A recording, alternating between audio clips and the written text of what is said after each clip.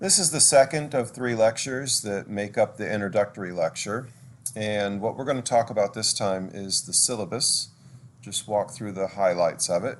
You have access to the syllabus. There's going to be a link both in this module and also in the introductory announcement for the course.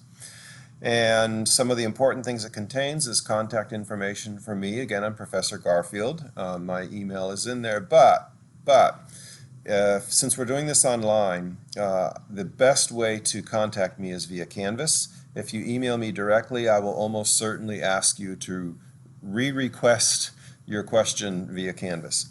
Also, it gives you Dean's contact information. We'll talk to him about what he thinks is the best way to contact him. Dean Laga is the head of the lab, and he's very good at his job. Every student always says, under the student evaluations, what's the best thing about this course? We get a whole lot of Dean Laga is the best thing about this course. So he's really good. Use him as a resource. He's happy to answer your questions. The textbook is Lang, Introduction to Java Programming, and getting the latest edition is preferred but not required. It's not that important that you get the latest edition, and it's so not that important that I'm not 100% sure what the latest edition is. I believe he's up to 11 by now. But if you get any Lang text, from 9, 10, 11, you'll be fine. Again, we don't do exercises directly out of the book, although I do use examples from the book, and it really is a good reference. A lot of books are okay to learn from and lousy references, but this is a good reference, so it's one you're going to want to keep. If you're in the software engineering program, get the thick version of the book. If you're not, then go ahead and get the thin version of the book, because in your future classes you'll probably use the second half of the book that we don't get to. The course outcomes, I'm not going to go through these line by line. You can read through them, but this is basically explaining what you're supposed to know when you go through the course. And if you look at those, you'll see that they follow the 3 themes of the course: introducing you to the object-oriented paradigm, understanding what that's about, understanding what objects are, understanding how objects interact with each other, what inheritance means, what it means for one object to contain another, that kind of thing. Software design, how to actually think through the process of building software. It is an engineering act. It is also a creative act, but it's an engineering act just like any other engineering discipline. And engineering disciplines are disciplines, meaning that there are techniques that you should follow to give yourself the best chance of a good result. And also software development techniques. And again, we're going to build on the Agile technique. We'll use the Agile technique or the Agile tools as individuals in this class.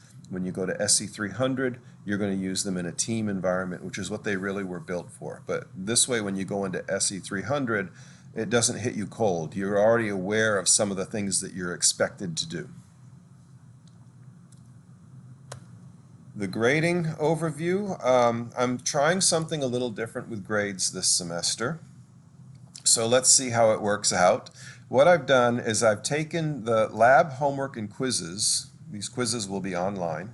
The lab's homeworks and quizzes, I'm going to call that the LHQ group, and that's one group of grades. There's 600 points possible. By the way, every point is integer based. I don't believe in giving half points, that kind of thing. So it's 600 points, which makes your grade really clear. 540 above is an A. 480 to 539 is a B. So I mean that. 540 up is an A. If you get 537, there's no rounding, that's a B. And then the project grades are separate. There's 400 points available in the projects, and so the grading breakdown is the same. 360 and above is an A, 320 to 359 is a B, and so on. Then your grade for the entire course is the lower of the 2. That's important. And what I'm trying to fix here is students who maybe sit on their lab grade and really just do a garbage project and aren't showing me that they're really absorbing any of the material, and they still squeak out of the course with a D or a C grade, that kind of thing. Your grade is the lower of the 2. So you have to do well in both. Pay attention to both. Now, the good news is I'm giving more extra credit than I normally do, so up to 10% of extra credit. There's about 129 points possible, I think, in extra credit. You can apply up to 60 of them in your LHQ work and up to 40 of them in your project work, which basically says that's a grade boost. That's a one letter grade boost that you can get by doing the extra work. So some examples that we can walk through. If a student A has 400 points in the LHQ, that's a D.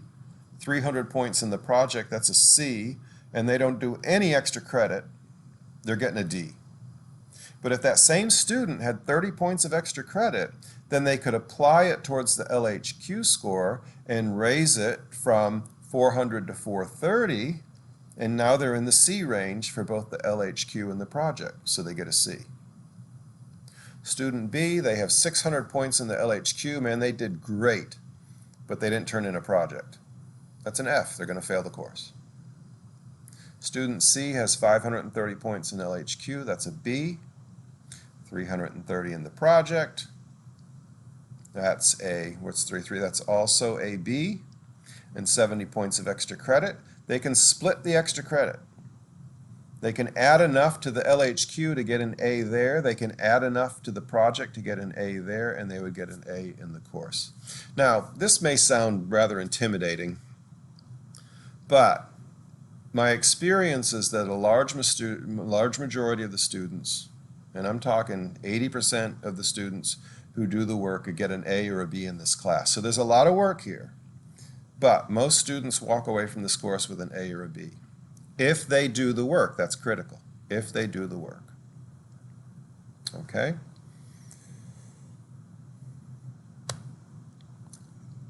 A brief discussion of schedule. I'm posting this also for you separately, so you'll have it. And this is a Rev 0, right? Rev 0 meaning this thing is subject to change, and when it changes, we'll let you know. We never know what happens, right? So we've often in the fall been subject to hurricanes and hurricane power outages and things like that. So we never know what's going to happen. But be aware of the schedule. This is not a normal semester schedule. Because of COVID, the school has moved around how they're going to do holidays. So you'll notice right off the bat, in September, we normally would get Labor Day off, which I believe is September 7th. Not this year. Going right through. What they want to do is this. They're trying to get everything done as quickly as possible so that once you hit Thanksgiving, you go home and you don't come back, right? You go home and you don't bring any of any virus back with you. So that's what they're trying to do.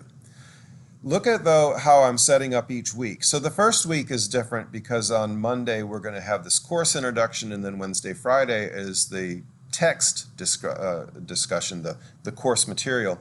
But after that we flip it. So every Monday and Wednesday I'm going to do basically a chapter or two out of the book. And then every Friday I'm going to do project discussion. So Monday and Wednesday, chapter out of the book, Friday, project discussion. Now, what are these module numbers? Module number 0, that's what you're in right now. And then we go to module 1, module 2, module 3, on and on and on. And I've interleaved with that the project module number, which I've arbitrarily called module 99. Just because I didn't know how many modules there were going to be, so I figured 99 was safe, right? So module 99, that's going to be the project. As you can see, no labs on the first week. There's a lab on the second week. Dean is going to modify these lab schedules, so this is actually incorrect right now. Week 3 will have a lab. And you'll have a lab all the way through until you get to week 13. But the last 2 weeks of class, there's no lab, and that's deliberate. We want you to have time to work on your project there. So what's going to happen is towards the end of the semester, you'll be working on your project, and you're going to want help. I'll help you. Dean will help you. The course grader will help you, and any other lab TAs will help you, right?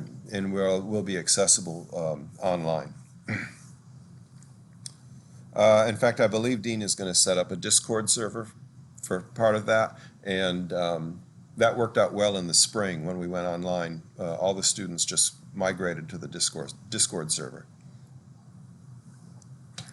Okay, I'm going to stop here and we'll go through the third part of the lecture, which is just, again, a more general overview of what the course is about. So we'll stop here and I'll see you when you take a break and get ready to hear the next 15 minutes or so.